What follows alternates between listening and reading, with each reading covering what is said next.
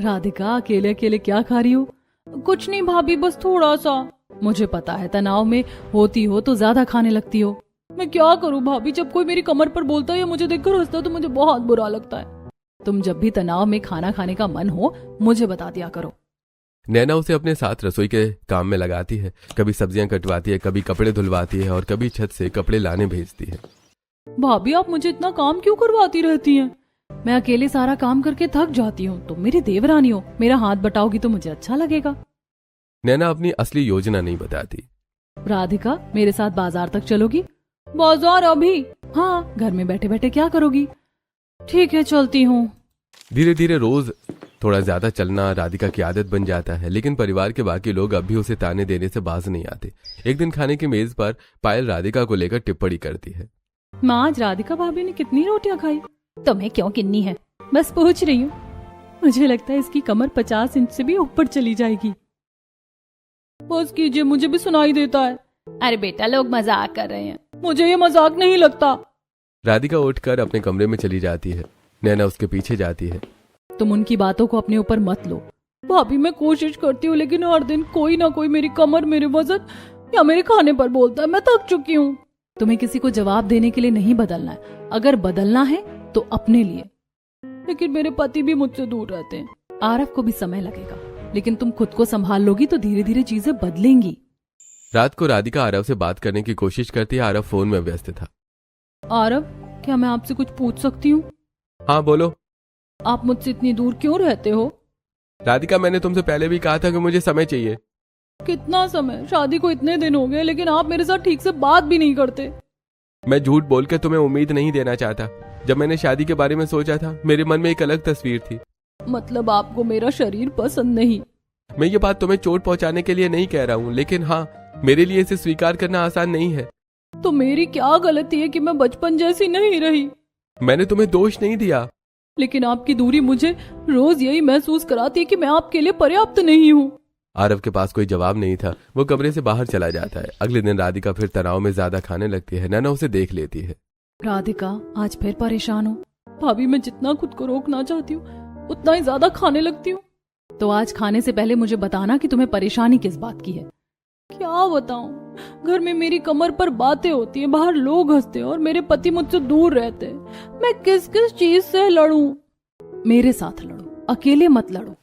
राधिका नैना को गले लगा लेती है, लेकिन उसी शाम परिवार के कुछ रिश्तेदार घर आए होते हैं और बातों बातों में फिर राधिका के वजन की चर्चा शुरू हो जाती है। अरे शालिनी, तुम्हारी नई बहू को तो थोड़ा संभालो, इतनी उम्र में इतनी बड़ी कमर हो गई है इसकी। और नैना को देखो, 26 इंच की कमर। दोनों जेठानी देवरानी में जमीन आसमान का फर्क है।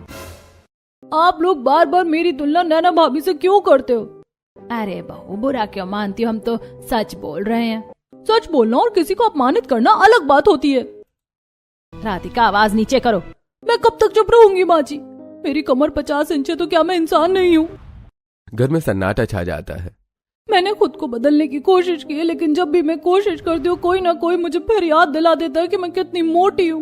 मैं तनाव में खाती हूँ क्योंकि मुझे समझ नहीं आता कि इन सबको कैसे सहूं। राधिका, बस आज तुम्हें किसी के सामने सफाई देने की जरूरत नहीं है। नहीं भाभी, आज मैं सब सच बोलूंगी। राधिका पहली बार पूरे परिवार के सामने खुलकर अपनी बात कहती है। आरव भी दरवाजे के पास खड़ा सब सुन रहा होता है। आरव, मैंने सबको धोखा नहीं दिया। मैं खुद चाहती थी कि सबको शादी से पहले सब सच बताया जाए, लेकिन मेरे घर वालों ने बात टाल दी। मैं डरती रही कि आप मुझे देखकर शादी के लिए इनकार कर देंगे, और वही डर आज सच हो गया। आरव पहली बार राधिका की बात पूरी तरह सुनता है। उसके चेहरे पर गुस्से की जगह पछतावा दिखाई देता है। राधिका, मुझे आज पहली बार समझ आया कि तुमने इन दिनों क्या झेला है। राधिका की बात सुनकर कमरे में कुछ पलों के लिए सन्नाटा छा जाता है। पहली बार परिवार को समझ आता है कि जिस लड़की का वो रोज मजाक उड़ाते थे वो अंदर से कितनी परेशान थी।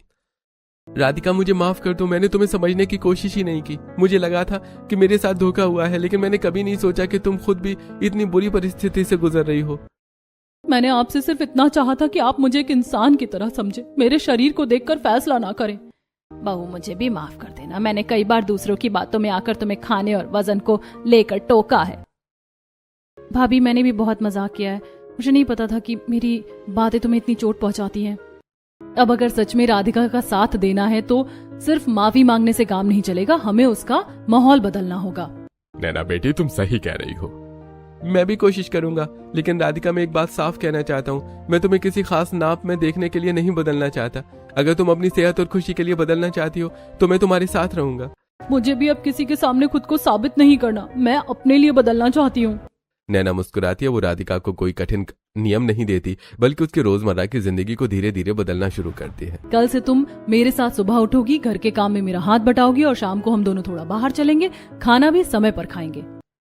और बीच में मेरा मन फिर से बहुत ज्यादा खाने को करे तो पहले मुझे बताना कि मन क्यों कर रहा है। भूख है तो खाओगी, लेकिन तनाव को सिर्फ खाने से संभालने की आदत धीरे धीरे बदलनी होगी। ठीक है भाभी, मैं कोशिश करूंगी।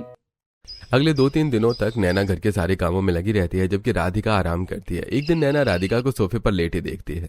राधिका चलो मेरे साथ, ये कपड़े छत पर सुखा दो। भाभी मैं तो आराम कर रही थी, बस कपड़े डालने हैं, चलो। सीढ़ियां चढ़ते चढ़ते राधिका थक जाती है। कपड़े सुखाने के बाद नैना उसे सब्जी लेने भी अपने साथ ले जाती है। भाभी आज तो बहुत थक गई हूँ। ठीक है, आज इतना ही, कल फिर थोड़ा थोड़ा काम करेंगे। दिन बीतने लगते हैं। नैना राधिका को हर काम अपने साथ करवाती है, लेकिन उसे कभी महसूस नहीं होने देती कि उसे वजन कम करने के लिए मजबूर किया जा रहा है। राधिका ये सब्जियां तुम काट लो, मैं रोटियां बना देती हूँ। भाभी आप मुझे काम नहीं करने देती हैं, अब इतना काम क्यों करवाती हैं? अब घर में एक और सदस्य है, काम बांटना तो पड़ेगा। आप मुझे जानबूझकर ज्यादा काम तो नहीं दे रही हैं? नहीं, मैं बस चाहती हूँ कि तुम पूरे दिन कमरे में अकेले बैठकर परेशान ना होती रहो। धीरे धीरे राधिका की दिनचर्या बदलने लगती है। वो रसोई में रहने लगती है, घर के छोटे मोटे काम करती है और नैना के साथ रोज टहलने जाती है। एक शाम दोनों बाजार से लौट रही होती हैं।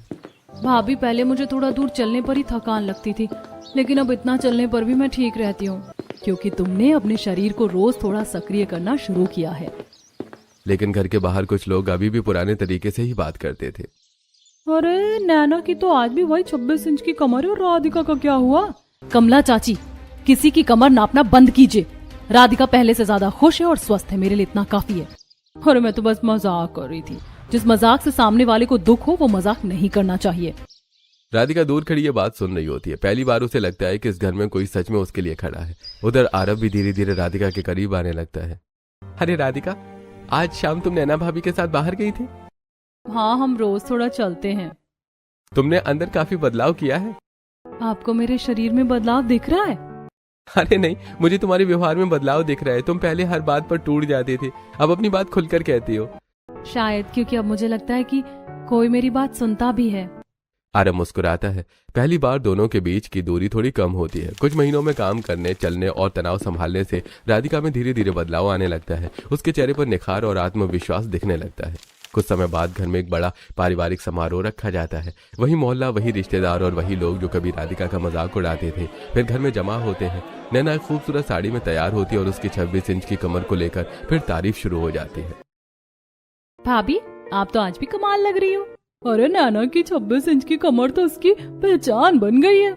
तभी राधिका भी तैयार होकर नीचे आती है और कुछ पल के लिए उसकी सबकी नजर उस पर टिक जाती है। राधिका भाभी आप तो बिल्कुल बदल गई हो। सच में बहू, तुम्हारे चेहरे पर अलग ही चमक दिख रही है। हाँ, वही राधिका है। फर्क सिर्फ इतना है कि अब इसे दूसरों की बातों से फर्क नहीं पड़ता। राधिका पहले से काफी स्वस्थ और फिट हो चुकी थी। उसकी कमर जो कभी लगभग 50 इंच तक पहुंच चुकी थी अब करीब 30 इंच के आसपास आ गई थी। लेकिन इस बदलाव की सबसे बड़ी खुशी उसके चेहरे पर थी। राधिका, मुझे तुम पर गर्व है। मेरे बदलने पर? नहीं, इस बात पर कि तुमने मुश्किल वक्त में भी खुद को संभाला। और इसमें नैना भाभी का सबसे बड़ा हाथ है। मैंने सिर्फ तुम्हारा हाथ पकड़ा था, चलना तुमने खुद सीखा। तभी परिवार का एक रिश्तेदार फिर पुरानी बात छेड़ देता है। अरे भाई, आप तो दोनों देवरानी जेठानी लगभग एक जैसी लग रही हैं। अरे अब तो दोनों देवरानी जेठानी लगभग एक जैसी लग रही हैं। नहीं, दोनों को एक जैसा दिखाना जरूरी नहीं है। सच कह रही है भाभी, पहले मैं आपकी 26 इंच की कमर से अपनी 50 इंच की कमर की तुलना करके दुखी होती थी। अब मुझे समझ आ गया कि किसी और जैसा दिखना मेरी जरूरत नहीं थी। कमरे में मौजूद सभी लोग चुप हो जाते हैं। तभी आरव राधिका के पास आता है। उसे अपनी पुरानी बातें याद आ रही होती हैं। राधिका, मैंने तुम्हें बिना समझे बहुत कुछ कहा था, मुझे माफ कर दो। बस अब मुझे मेरे शरीर से मत आंकिएगा। अब कभी नहीं, मैंने अपनी गलती समझ ली है। कुछ समय बाद राधिका पूरी तरह अपनी नई दिनचर्या में ढल चुकी होती है। घर में अब उसके वजन को लेकर कोई ताना नहीं मारता। एक दिन वही कमला चाची घर आती हैं। हम तुम्हारी 50 इंच की कमर देखकर मजाक उड़ाते थे, लेकिन कभी नहीं सोचा कि हमारे शब्द तुम्हें अंदर से कितना तोड़ रहे होंगे। अब पुरानी बातें जाने दीजिए चाची, मैंने भी उससे बहुत कुछ सीखा है। और नैना, तुमने जो अपनी देवरानी के लिए किया है वो हर जेठानी नहीं कर पाती। मैंने कुछ खास नहीं किया, मैं बस नहीं चाहती थी कि किसी की 26 इंच की कमर की तारीफ करने के लिए दूसरी औरत की 50 इंच की कमर का मजाक बनाया जाए। सच कहूं तो नैना, तुमने इस घर को बहुत बड़ी सीख दी है। राधिका नैना का हाथ पकड़ लेती है। भाभी, आपने मुझे बदलने से ज्यादा खुद पर भरोसा करना सिखाया। तुम मेरी देवरानी नहीं, छोटी बहन हो। अगर उस दिन आप मेरे लिए खड़ी नहीं होती तो शायद आज भी मैं खुद को दूसरों की नजर से ही देख रही होती। दोनों देवरानी जेठानी एक दूसरे को गले लगा लेती हैं। आरव भी मुस्कुरा रहा होता है। लोग कहते हैं कि 26 इंच की कमर वाली जेठानी और 50 इंच की कमर वाली देवरानी की जोड़ी कैसी होगी, लेकिन आज मुझे लगता है कि इस घर की सबसे मजबूत जोड़ी यही है। राधिका समझ चुकी थी कि उसकी पहचान किसी कमर के नाप से नहीं है। उसने अपनी पुरानी आदतों, तनाव, दूसरों की बातों से टूटने पर जीत हासिल कर ली थी। जिस घर में कभी एक की तारीफ और दूसरे का मजाक उड़ता था, वहीं अब दोनों के सम्मान की बात होती थी। नैना और राधिका की जोड़ी तानों नहीं, प्यार और साथ की पहचान